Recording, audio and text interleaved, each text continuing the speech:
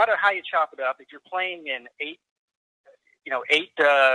game conference schedule, or some states should be 9, which I agree with that. And you play a couple of cupcakes every year. So where are all these teams that everyone's saying that everyone should be playing? Clemson doesn't play anybody. Ohio State doesn't play anybody. Alabama doesn't play anybody. Is it physically possible for Clemson to play 5 top 10 teams a year? Is it physically possible for Ohio State to do that or Alabama to do that?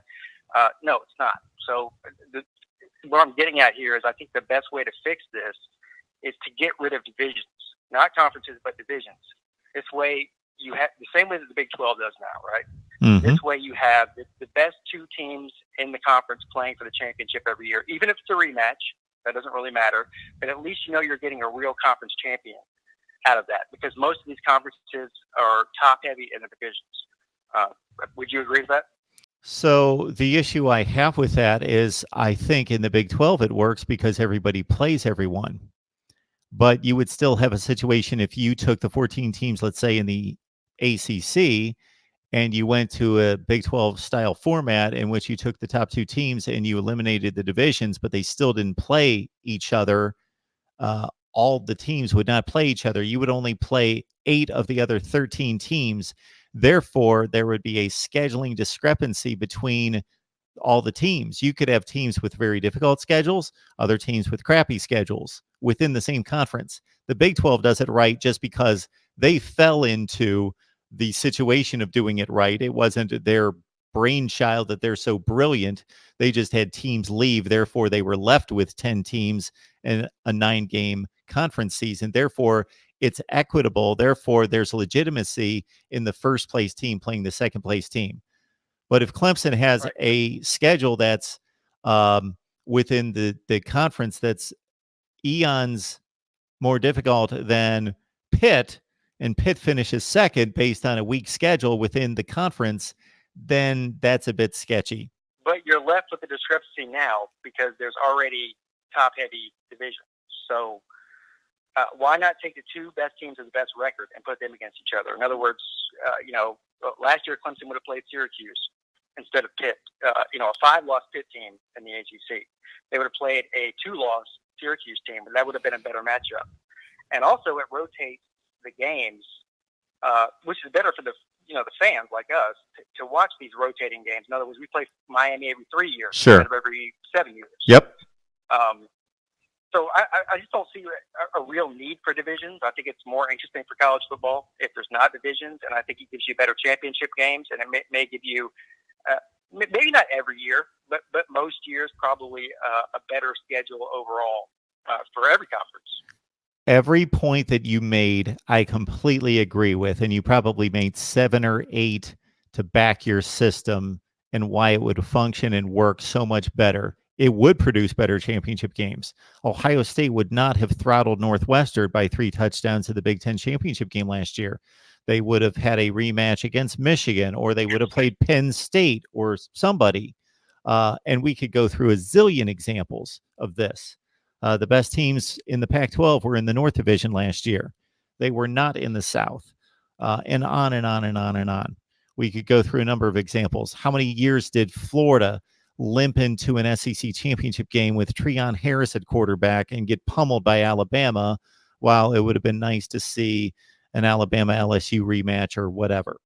We could go through a number of scenarios, and you're right, 90-some% of the time, that would produce better championship games. Again, I can't get past the fairness and the purity of the Big 12 because everybody plays everyone. Again, I just have to make the point that in the ACC and the SEC in particular, this is where it's would be the most egregious, is you only play 8 of the other 13 teams. So therefore, there will be schedules that will be much tougher than other schedules. So the second place team or the first place team may not have necessarily earned it against the schedule that is comparable than maybe the third place team in the conference that had to play the toughest schedule in the conference, because not everybody's playing the same schedule. Right. But at this point, is it not much easier to get to the SEC title game in the East than it is the West, or not just now, but in past decade or so. Your system is eons better than what we're doing now. I totally agree, but that's the one part of it I don't like. So, for example, Right. And this is when I really started to trash conference scheduling. And again, it's all of them except for the Big 12. And again, they are not geniuses. They they fell into this position by the conference being, yeah, I get shrinked. that. I was just using that as an example. Yeah, I but understand you're what you're right. saying. They have the purest conference championship format. There was a year, I believe in 2012, 2013, something in that range where LSU was still likened to Alabama as being, one of the top teams in the country and Alabama's chief nemesis.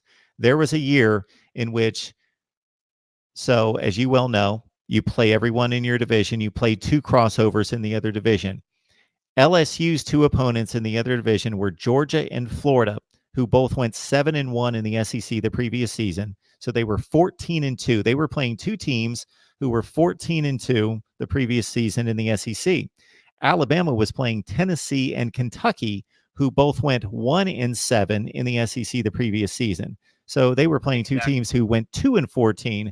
Therefore, what is the unfairness that's produced by two teams competing for division championship who play each other and play five like teams, but then the two of 8 teams that are played on their schedule, one has to play two teams that went 14-2 the last year, and the other team plays two teams that went 2-14. That is a complete advantage to one team that shouldn't exist. Right. And here's the second part to this, because it's not just that part of it. I think getting rid of divisions would be better than the format we have now. But the other part of that is creating consistency across the board with the NCAA. So in other words, they create a system where every conference has to play 9 conference games instead of 8. Right. So we can agree on that. I would even be for eliminating these cross-divisional rivalries they play every year. In other words, Clemson plays Georgia Tech, right? Georgia plays Absolutely. Auburn, Alabama plays Tennessee. That's ridiculous. There's really no reason for that. Well, Maybe 30 years ago, when travel was much more difficult, you could see these teams are close to each other. They play each other every year. But that's not a problem now. We go from East Coast to West Coast, and it doesn't really matter. Was the travel that much different 30 years ago? Maybe 70 years ago. I'd say even 30 years ago, it was probably, well, you're probably right about that. But it's definitely easier now than it's ever been, right? So, Pigskin, I give you the floor. You finish your point. I'm sorry for interrupting. And then I'm going to tell you what my scheduling system looks like. 9 conference games across the board. Everybody has to do it. If you don't do it, you can't get to college football playoffs. Eliminate divisions. Rotate the schedules within the conferences every single year. You're not allowed to schedule more than one FCS team, or if you really want to get, technical with it, maybe no FCS teams. You can schedule a non-Power 5 team if you want, but no FCS teams. All the teams, because this is the biggest argument we hear, right? So these little schools, they need all the money. They can't survive without the big school games that they play. All right, fine. Everybody in the Power 5 put $1 million in the pot and they divvied up against the smaller schools. You don't actually have to play the game for them to get that money. And they would actually generate more revenue and get more TV revenue from not playing those games because nobody's watching Citadel play Clemson anyways, right? And at the end of the day, you take the 2 best teams in the conference, you play for the championship games, and if you expand the playoffs to 6 or 8 games, you make it a prerequisite that you have to win your conference to get in. And then, it's not a perfect system, but it's certainly better than what we have now.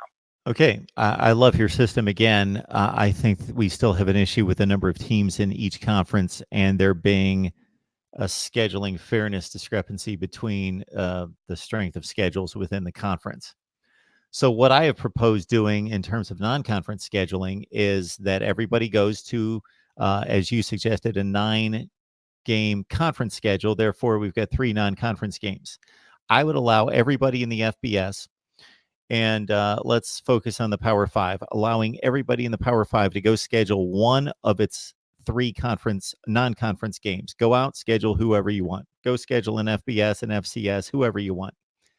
We are going to control, our committee is going to control the other 2 games.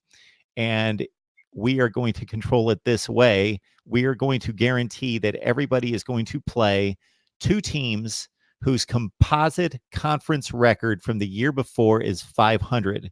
Therefore, theoretically, everybody's going to play the same schedule or the same power schedule, the same strength of schedule. So, for example, Clemson, let's say we keep the South Carolina game, and they went 5-3 in the SEC last year. But we're going to have 9 conference games. Let's say they went 4-5 in the SEC last year. We're going to have to go find a team, and I've worked all this out in a practical sense. We're going to have to go find a matchup for Clemson in playing a team that went 5-4 in their conference the previous season. So their composite schedule in the Power 5 is 9-9, just like everybody else in the country. And so everybody has an equal, theoretically, teams get better and get worse. You can't control that. But the committee would kind of foresee, okay, Syracuse was really good last year. They're not going to be as good this year, but it's still going to work the metrics into our formula, but we're going to balance that out because we don't expect Syracuse to be quite as good this year as they were last year. So that's going to be taken into consideration, and that's where my committee comes into play. But they're going to still have to hit the parameter that everybody plays two teams that had a composite 9-9 conference record the previous season. Therefore, the non-conference scheduling is equitable. Well, that makes sense, except for the fact that you're banking on the fact that they're going to do scheduling in that short of a time period. Why can't they? The NFL does it, Major League Baseball. Those schedules are much more complicated than college football schedules, scheduling 2 games. Yeah, well, first of all, I'm not disagreeing with you at all. I'm just saying that that's the argument that's going to be made, is that, because these games, I mean, listen, Clemson with Texas A&M and Auburn, we're scheduled to play Notre Dame in 30-36. Mm-hmm. And Georgia in 30-38 or something like that. So they've already got these games scheduled out. So basically, they would have to wipe all of that clean. They'd have to wipe every schedule clean for the rest of the next 4 years, which, like you said, is not undoable, but it's not going to happen. And then think about this, Pigskin. Pick a date, May 1st.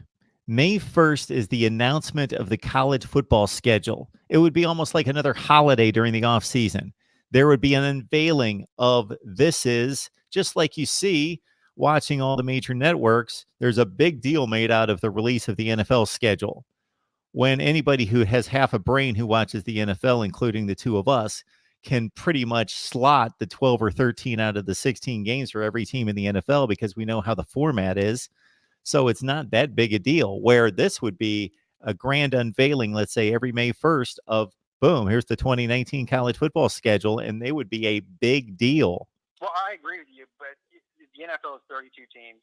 Much easier to schedule that than it is 130 teams, or more when you include the FCS, if they're included as well. So, I mean, the logistics as far as traveling for college teams over a 20-year period is much more difficult than NFL teams is over a 1-year period. The Major League Baseball season's basically over on November 1st, and they release a schedule, I don't know, 2 months later. It's a lot more complicated. Well, you're making too much sense, and that does not work. So that's my thought on non-conference scheduling. My thought on conference scheduling would be that, let's take the ACC, for example. If we stayed in the division format, I would strip away all the quote-unquote rivalries that don't make sense. So to me, I have no issue with Alabama crossing over to play Tennessee and Georgia and Auburn because those are well-established rivalries. North Carolina State, Florida State, Miami. But the other teams don't have rivalry. Mississippi State and Kentucky don't have to play every year. Boston College and Virginia Tech play every year just because they don't have any teams left. And so, well, they're the two left. So Virginia Tech and Boston College is suddenly a rivalry. No, those don't have to be played, but keep the ones that make sense, that are tradition-based. I have no issue with that. And again, I've worked this out. And then just, again, match up teams. So let's say we keep the Clemson-Georgia Tech rivalry intact, and Georgia Tech. Not to, but okay. Okay, well, we're going to keep Miami and Florida State. Yeah, I wouldn't as a Clemson fan either, even though it's a gimme win. We'll keep Florida State, Miami. So we're working on the Florida State schedule. Miami went 5-3 in the ACC last year. Well, let's go find a 3-5 team, and it doesn't match up perfectly. I've worked through it, but you can come within a game, and you find another team that's going to balance that. If you stay with the 8-game format, that balances how good the one team that they have to play is. And so Auburn, for in particular, that has to play Georgia every year, that's a disadvantage for them. Over Alabama always has to play Tennessee. There's a head-to-head disadvantage for Auburn against Alabama right out of the gate, and has been for years, that Alabama gets a layup against Tennessee every year. So then it rotates where the other games, Vanderbilt, Kentucky, South Carolina. So Alabama has been on a free ride in terms of their non-division scheduling for a long time. Yeah, and the I guess the people that would combat that would say, well, these things are cyclical. So in other words, 15 years ago, Tennessee was beating Alabama. Yep. So and these things happen. You go through these periods where one team is better than the other. But I'm with you, and I just don't understand. We haven't had these divisions. What year did that come into effect?